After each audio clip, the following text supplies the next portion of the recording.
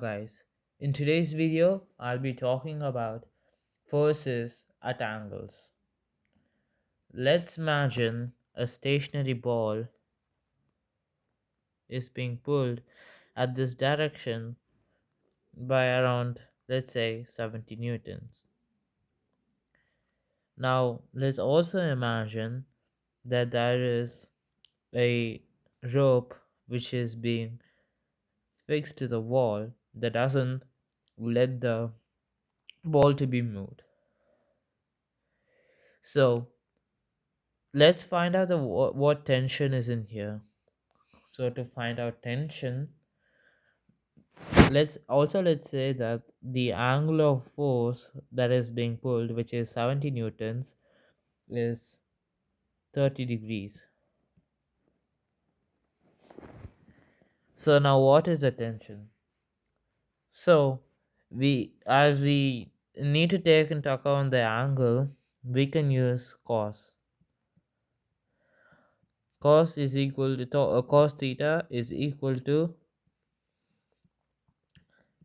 adjacent by hypotenuse.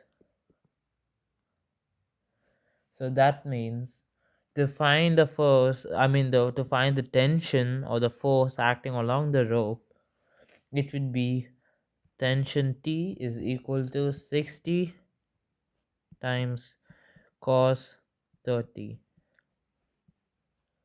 which is 52 newtons.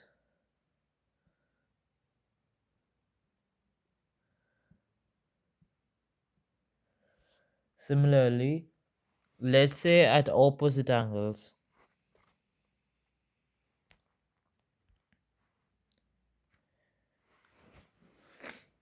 let's say there are two people pulling this ball, let's say over here, two people are pulling this ball at various forces. Let's say this has 60 newtons at an angle of 30 degrees, and this is still still fixed to the wall. And there's another force, another person is pulling it at 50 newtons. Let's also imagine that this person also pulls it at 30 degrees from that rope. So to calculate the tension in this rope now, we have to add this tension and this tension to the ball. So that would be still we can use cos. So 60 times cos 30 degree. This will be for this side plus 50 times cos 30. This is for this side. So adding them together will give us 95 newtons. So that is the tension along the fixed rope.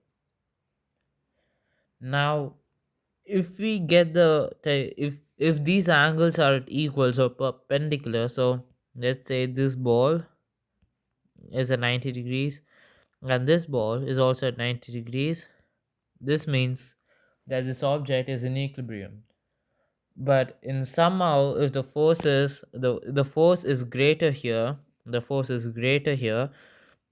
I'm talking about the tension. So if the tension is greater here, that means the equilibrium will be disturbed and it obviously changes.